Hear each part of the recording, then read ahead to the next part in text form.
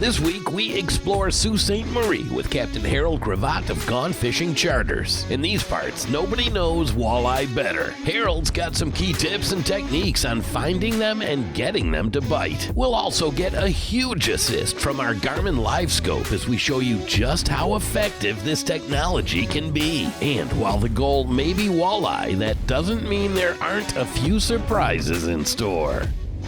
Wow, look at this, ladies and gentlemen. It's walleye galore and a whole lot more on this edition of Fisherman's Digest.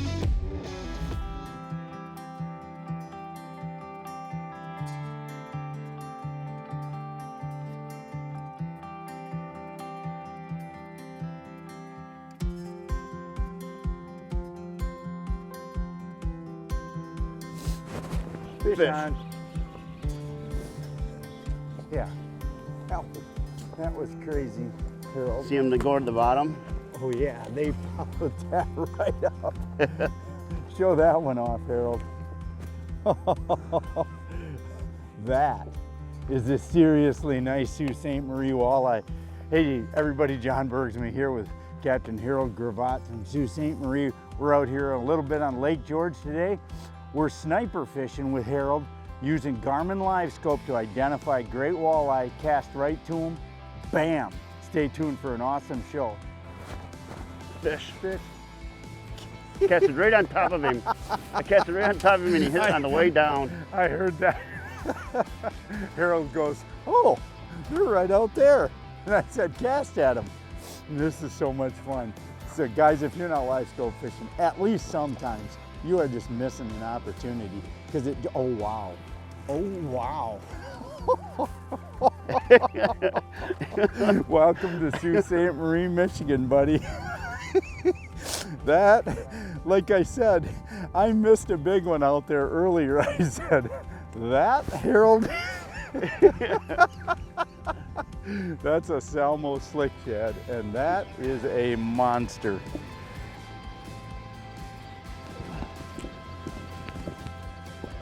Oh, just had another one, Harold. Did you? Yep. Walleye are always looking up, right? They'll go 4 foot high for the bait and 1 foot low. Those walleyes are already setting up against the current. They hit the bait as it's coming down through the current, and they'll stay right on the edge between that back eddy and current. And so when you're fishing for walleye, you want to cast and you want to jerk straight up, like 12 o'clock. Not a long jerk, but 12 foot off the bottom. Snap it up 12 foot off the bottom and let it hit the bottom, let it fall. Snap it up, let it fall. A lot of times they'll pin it right to the bottom and then they'll back up and then wash that bait in. It's funny, Harold. Harold says, those should bite. Thunk. Oh yeah. Nice, nice, nice walleye. Yeah. I'm casting right back in there while you talk to the Go camera. ahead. Talk about your presentation, Harold. What are you doing? Just, throwing it out. A lot of times if you cast past them and then reel to them, you'll spook them. You cast right on top of them and they fight for it.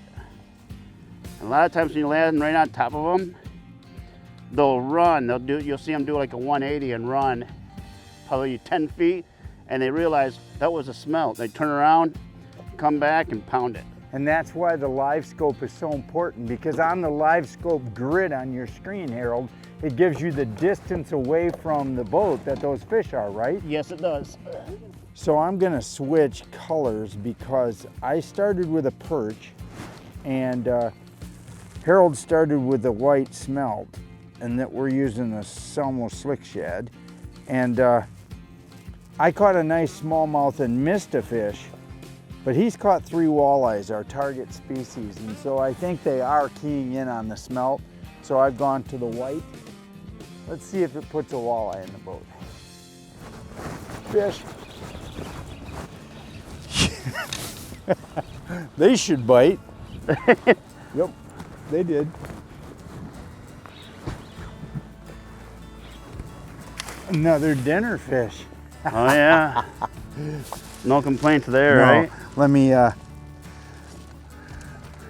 I mean, he grabbed that. That was barely hooked. Really? Barely hooked. Cast again, Harold, while I show this off to the folks.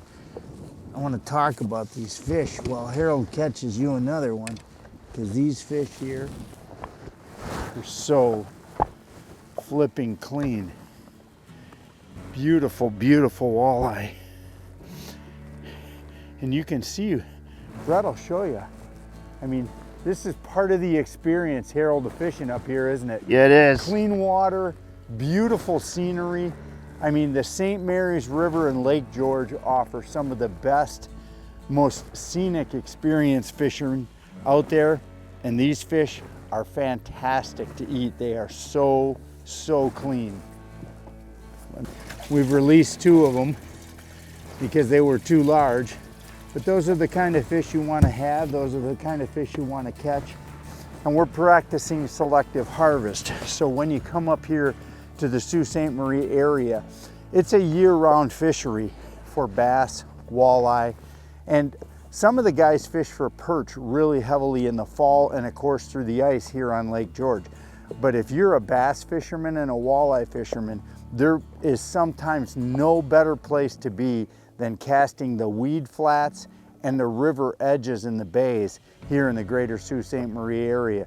You work your way down the river. It's a great place. There's lots of sights and sounds off the water, of course, with the Soo Locks. But I'm telling you, right now we're enjoying a wonderful mid-October afternoon here with Captain Harold Gravatt, and we're gonna get back to fishing. Fish. Yeah, I was just gonna say, just when he paused, that was crazy. I looked over and saw his rod tip bounce when he paused. Hey, talk about that. Talk a little bit about our total presentation today, a little tackle box. What jigs are we using, what plastics are we using, what line do you think is important there? Yep. So, again, walleye are always looking up, and you're just snapping it to come off the bottom about 12 inches, about a foot, and then just let it drop. And as I was letting that drop, John was watching my line, and he saw it just tap. But that's the presentation. Just consistent, snap, let it fall, snap, let it fall. You gotta let it hit the bottom. This braid that I'm using is called Suffix 832 High Vis Yellow. And the most important thing is to watch that line, watch your braid as it's going down. You're watching it to relax. Once that braid relaxes, it's on the bottom. Snap it 12 inches and let it fall. But yeah, Suffix High Vis Yellow 832. We're using the VMC Sleek jig heads, 1/2 ounce, and the Semlo Slick Shad paddle tails. Ooh, ooh, oh, I was gonna say, I saw him come after it. Fish. I saw him, I said, ooh, He ooh. literally ran. Whoa, this is a nice fish. That snap jig was like, I felt all of a sudden, thwack. Oh, you wouldn't believe how he went after it. He attacked it. He did. I watched him. Did you hear me say, ooh? Oh, I said, know. ooh, ooh. That's Then you the set the live hook. scope difference right there, is when you can see that fish swim in and your partner says, ooh, ooh, ooh, ooh. This is crazy. I love it. I love it. I don't think he's going to fit in the net. He's going to have to fit in the net. Oh, he's Look at that big. Wow. Wow. I want to show you guys this at home, because this is a big pike. Oh, this is fishing 101. See, I get just as excited about catching a monster pike as I do a walleye, a big smallmouth, because these things are what make the experience. You know, you're on the water. Does it really matter what you catch? Not really. If you're game fish catching, you know? No, not really. I could be just happy about 10, 11 inch bluegills and 12 inch perch. This is what I love about fishing, is that you just don't know what's gonna bite. Big walleye, nice northerns. Wow, look at this, ladies and gentlemen. Yeah.